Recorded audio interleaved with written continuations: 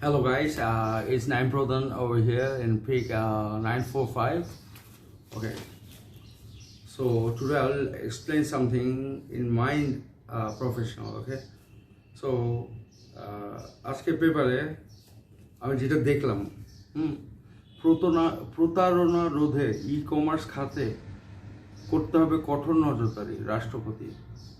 ওকে, so এখানে he has some very good judgment about this sector because how the fake things is getting us down in various aspects in the society, monetary laws, status like আপনার অসম্মান হয়ে যাবে, আপনার সম্পর্কে আরেকজন ভুল তথ্য জানবে।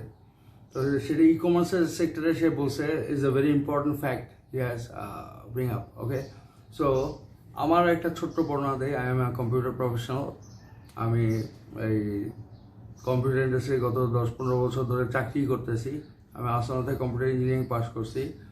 এরপরে আমি লম্বা সময় ধরে কম্পিউটার ইন্ডাস্ট্রিতে কাজ করছি, সফটওয়্যার ইন্ডাস্ট্রিতে। As well, I have some experience in e-commerce. Like I had a portal called, there is a CMS. There is not a portal like anybody can host it.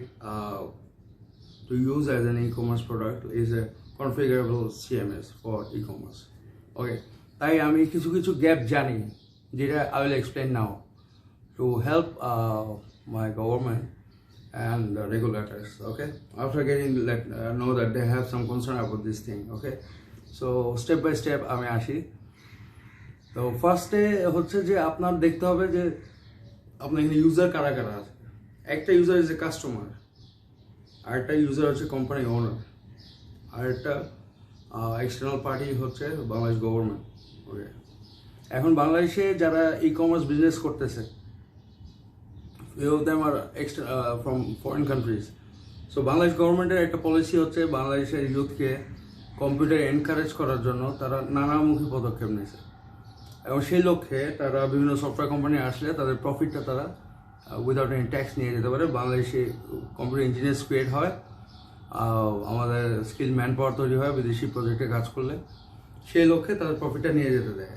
But when a foreign company starts an e-commerce business, it is not a software industry or nobody is getting highly skilled. Rather, they are selling products. Okay, so আমি বলতেছি ফলে আমার ব্যবসাটা করতেছে দুই ধরনের লোক। একটা হচ্ছে Bangladeshi owners of the e commerce company, others are the international owners. Okay, so there is you have to figure out what business they are doing. Are they doing something which will help our youth to get more knowledge in their computer related skills, or they are selling product? This is the only objective. So আমি ফার্স্টে আসি customer side থেকে। ওকে, তো customer side থেকে দেখলে দেখা যাবে যে প্রথম আমার যেটা দেখতে হবে যে আমার ই কমার্স সাইটে যে আমার প্রোডাক্টগুলি ডিসপ্লে করতেছে, আর they real product or they are all fake products. So একটা মানুষ যখন দুই ধরনের ই কমার্স আমরা দেখতে পাচ্ছি এখানে, কেউ কেউ as a company they host the portal and তাদের নিজস্ব প্রোডাক্ট লিস্ট আছে, তারা হয়তো কোনো একটা অনলাইন পেমেন্ট গেটওয়ে দিয়ে পারচেস করতেছে কাস্টমার্সরা, and they deliver the product at the doorstep of their house. Okay, so there is a complete life cycle out there. So supply chain is out there, their product is out in the portal. People select the product, create the shopping cart, check out. Either they are paying through the any card, bKash or cash at hand. When they get the product, they pay the cash. So এখানে একটা gap আছে company সাইডে এবং গভর্নমেন্টের সাইডে, সেটা হচ্ছে যে আপনার when you are paying something in cash, so no record is recorded by any third party, right? If it is through bKash, they have a record. If it is through a bank, they have a record. But when it is in cash, they can omit the slip invoice that they didn't sell anything, so they don't need to pay any tax out there, right? So we have a small gap out here to make sure that we have to put some constraints so that pay at cash is very much reliable for the government, that they don't miss the tax or revenue. Okay, so this is one thing. Customer side, I explain you something that is যে for example আপনি ধরেন আপনি একটা জমি কিনবেন, হ্যাঁ, এখন আপনার 30টা অ্যাড দেওয়া আছে ফর এক্সাম্পল কোনো একটা পোর্টালে, তার মধ্যে 14টা অ্যাডই হচ্ছে ফেক। এখন আপনি যখন ওই লোককে ফোন দেন, সাথে সাথে সেই ব্যক্তি জেনে যায় this number is searching for a land, but he don't actually have a land, or sometimes you fall into the trap of a corrupt or a cheater. Okay, so আপনি যখন কোনো অ্যাড দিবেন, that must be a verified ad. This is for some marketplaces where customers or the sellers put the ad, and some of the portals are the company itself is selling the products. Okay, so two types is out there. So যখন আপনি এটা একটা advertising portal, for example আপনি product sell করতে পারেন, service sell করতে পারেন, আপনি অ্যাড দিলেন, এখন যে company, he must confirm that the ad is a valid ad. So কাস্টমাররা যাতে ফোন করে না দেখে যে ওর কাছে প্রোডাক্ট নাই, তাহলে আমার ফোনের একটা ব্যান্ডউইথ কষ্ট নষ্ট হইতেছে, আমার ফোনের, তারপর তার সময় নষ্ট হইতেছে, ফোনের একটা বিল নষ্ট হইতেছে। In the meantime, the fake party gets the contact number who is actually looking for a particular product to purchase. So ইনফরমেশনটা চলে যাচ্ছে একটা পার্টির কাছে। সো এই দিকটা আমাদের খেয়াল রাখতে হবে যে কোনো রকমের ভুয়া প্রোডাক্ট, যেমন I use to work in Malaysia, so তাদের জব পোর্টাল আছে দুই ধরনের। এক ধরনের পোর্টালে ধরেন ফেক জব দিয়ে ভরা, আপনি কল করবেন, এটা জাস্ট পোর্টালটা সাজায় রাখছে, আর কতগুলি পোর্টাল ভেরি রিলায়েবল যেখানে আপনার genuinely job circular or that. So আপনি একটা পোর্টালকে পপুলার করার জন্য যে ফেক প্রোডাক্ট আর অ্যাড দিয়ে ভরে ফেলবেন, সেই ব্যবস্থা হলে কিন্তু জনগণ মানে ক্ষতিগ্রস্ত হয়, যে তারা ভুল জায়গায় ক্লিক করে ভুল ফোন দেয়, অনেক সময় তাদের তথ্য বের হয়ে যায় গল্প করতে করতে। ফলে এই জিনিসটা আমাদের খুব ভালোভাবে খেয়াল রাখতে হবে যাতে আমার customer is not getting harass. As well 2 টাকা 5 টাকা অনেক টাকা একটা ফোনে কথা বলতে বলতে, এটা আপনি কিউমুলেটিভ করেন, আপনার দেশে অনেক ক্ষয়ক্ষতি হয়ে যায় এইসব ফালতু ফোন দিয়ে আর কি, ঠিক আছে।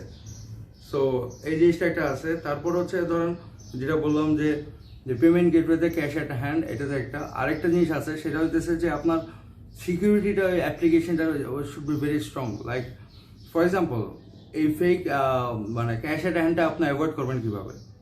ধরেন আপনি একটা চেক আউট করছে, করার পর সেটা সে ক্যাশ অ্যাট হ্যান্ডে কিনবে। তো যখন আপনি এটাকে একটা অর্ডারে ক্রিয়েট করে দিয়েছেন পোর্টালে, চেক আউটের পর অটোমেটিক ক্রিয়েটেড, তখন আপনার একটা টেবিল স্পেস থাকতে হবে যেটা লক করা থাকবে, যে this is an order and confirmed order, so cash at hand.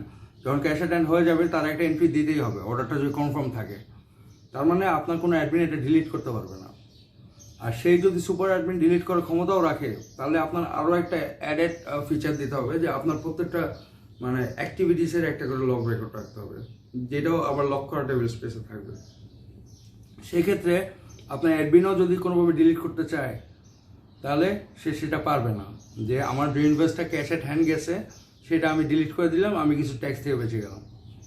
তারপর যারা ওই প্রোডাক্ট নিজেরাই সেল করে, ফর এক্সাম্পল বিভিন্ন দেশের প্রোডাক্ট সেল করে কিন্তু, হ্যাঁ, এখন আপনার ওইটার মনিটরিংটা করতে হবে যে is it a verified tax provided product getting into the country.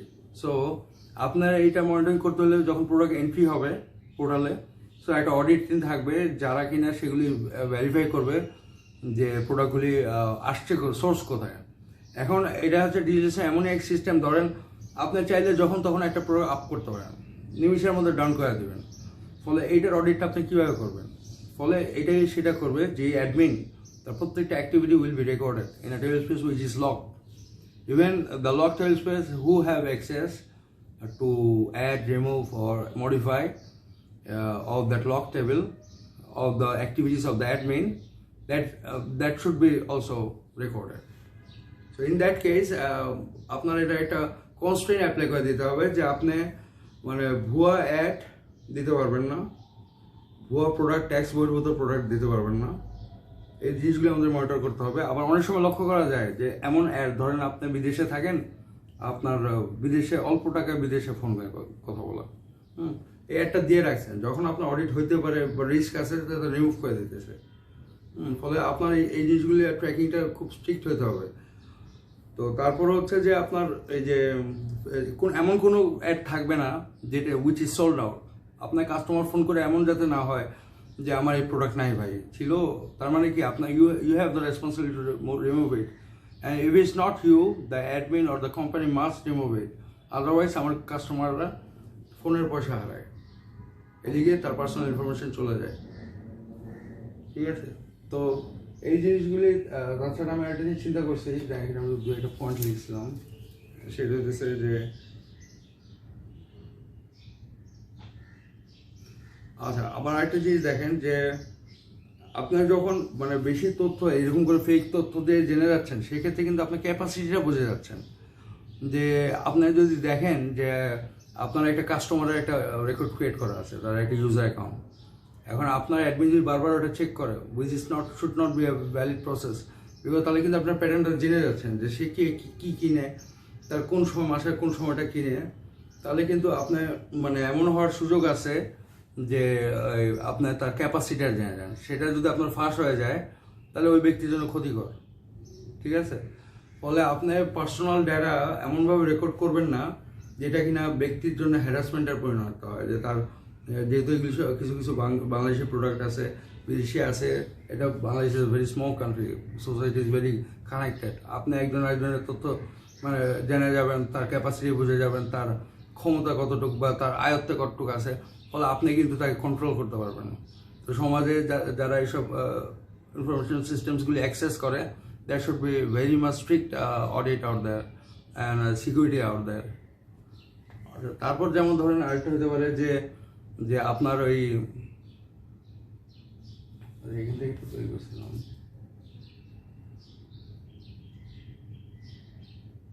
ওই জন্য